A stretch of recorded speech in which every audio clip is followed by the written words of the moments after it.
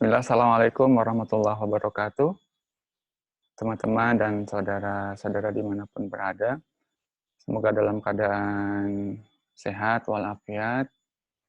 Hari ini hari Ahad, mungkin biasanya banyak yang pergi keluar, banyak acara, tapi karena kita masih dalam suasana karantina wilayah, mungkin di daerah lain sudah ada yang menerapkan PSBB, jadi kita harus bersabar berdiam diri di rumah.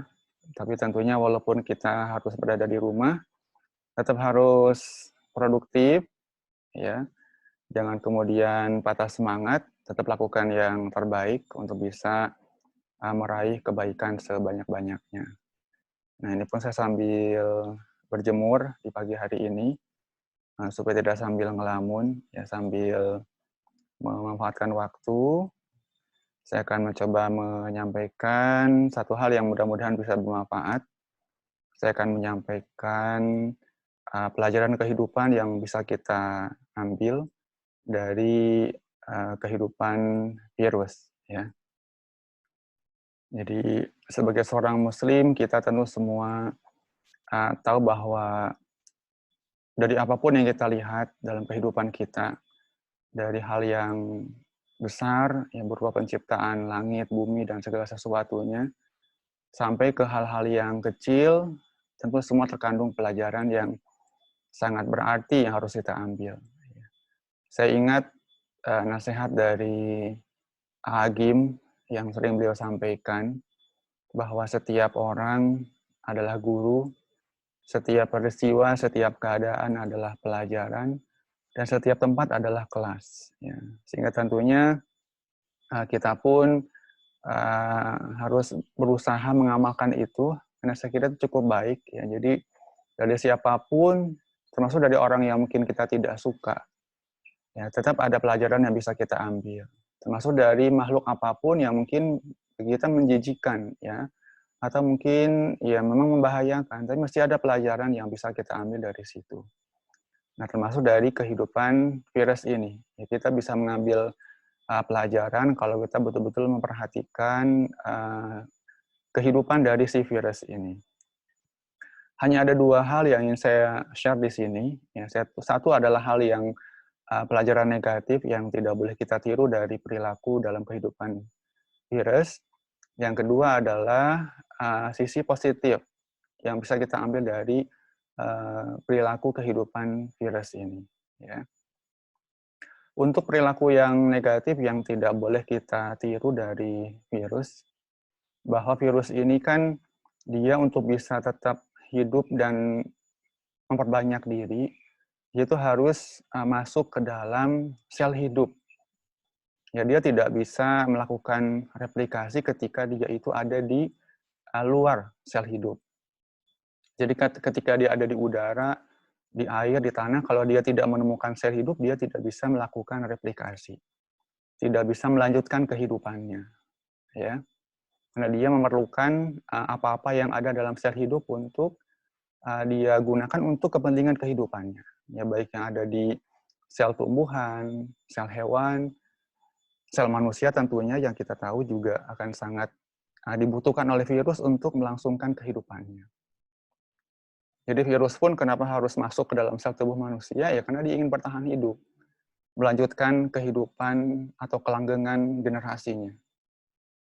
Nah, pelajarannya apa? Jadi ini adalah hal yang tentu sangat buruk, tidak boleh kita tiru.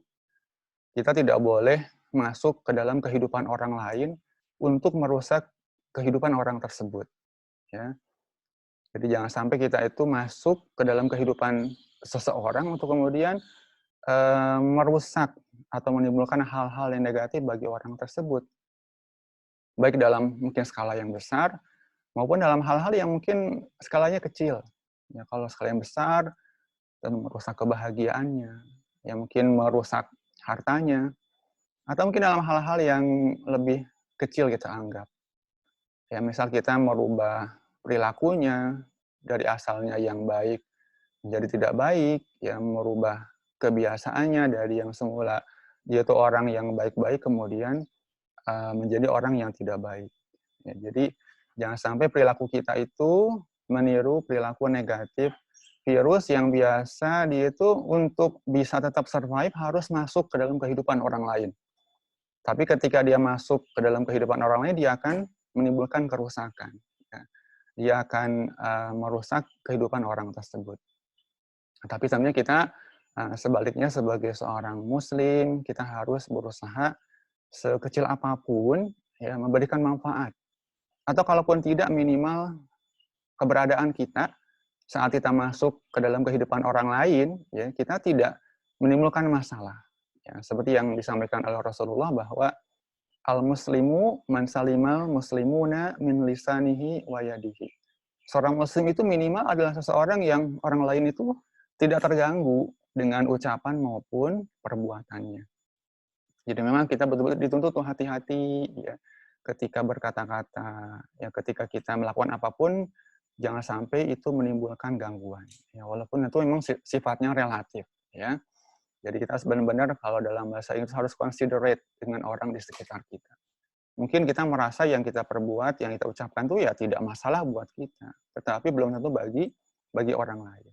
Jadi prinsip minimal bagi seorang muslim itu adalah dia dimanapun berada tidak sampai mengganggu kehidupan orang lain. Ya bahkan itu idealnya dia bisa memberikan manfaat. Nah jangan sampai seperti virus tadi, dia masuk ke dalam kehidupan orang lain untuk kemudian malah merusak kehidupan orang tersebut. Dia masuk ke dalam sel hidup untuk kemudian mengambil, memanfaatkan apa yang ada di sel itu untuk kepentingan kehidupannya, dan dia tega membiarkan si sel itu mengalami kerusakan, yang mengalami gangguan.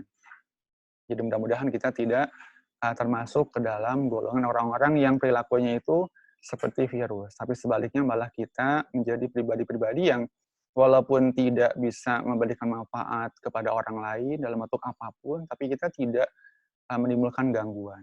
Ya. Kemudian yang kedua, yang sisi positifnya apa dari virus ini? Ya. Tadi kan virus ini untuk dia bisa bertahan hidup, dia harus masuk ke dalam sel hidup. Ya, kalau dia masuk ke tubuh manusia kan pasti menimbulkan gangguan, menimbulkan penyakit.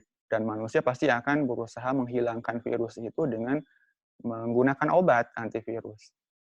Tapi kita coba lihat ya, virus ini mengapa kok kita mengenal ada virus yang resisten, ya virus yang kebal. Sebenarnya kalau kita kaji, virus menjadi kebal, menjadi resisten itu kan merupakan upaya virus untuk dia bisa tetap survive, bisa hidup, bisa menjaga kelangsungan kehidupan generasi selanjutnya. Tapi tentu di balik itu ada sebuah proses, ya sampai virus itu dia bisa menjadi resisten, kebal terhadap obat, dia mesti belajar. Dia ketika misal berhadapan dengan obat yang mengganggu kehidupannya, tanda petik, dia akan mempelajari sifat obat itu seperti apa. Mekanisme obat itu seperti apa kok sampai bisa mengganggu kehidupannya. Jadi masalah yang dia hadapi itu dia hadapi dengan kemudian respon positif, tanda petik. Ya. Virus itu kemudian belajar, mempelajari sifat obat itu, dan dia akan berusaha bagaimana supaya terhindar dari masalah itu. Ya, yang itu dia lakukan untuk tadi kepentingan supaya generasinya tetap bisa bertahan.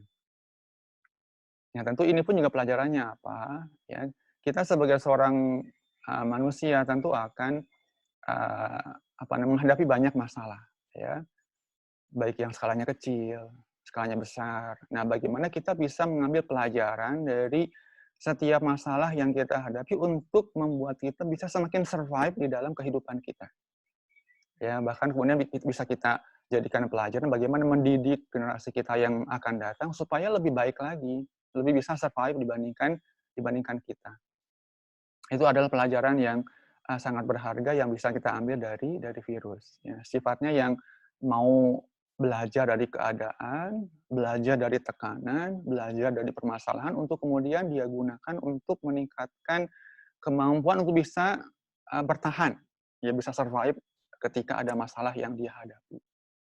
Jadi jangan sampai kita menjadi orang yang kalah dengan virus, ya gampang menyerah karena kita misal menganggap masalah itu bisa membuat kita menjadi unmotivated, ya gampang depresi, kemudian kita menjadi gampang untuk menyerah, ya padahal menyerah itu adalah sesuatu yang tidak ada dalam kamus seorang muslim. Ya karena Rasulullah juga sudah menasehati kita ya supaya kita tuh senantiasa penuh semangat, penuh gairah dalam kehidupan kita.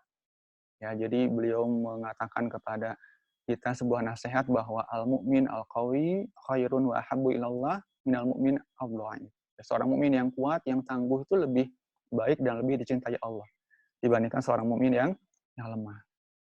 Walaupun setiap orang dengan tingkat keimanannya yang kuat, yang lemah pasti akan bisa meraih kebaikan. Wa fi kullin khair.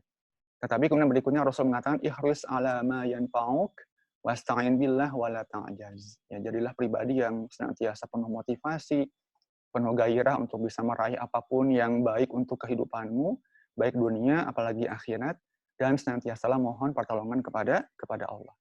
Dan yang penting tadi, yang terakhir adalah wala ta'jaz. Janganlah menjadi pribadi yang lemah, menjadi pribadi yang mudah pesimis, mudah depresi ketika menghadapi masalah dalam kehidupan ini.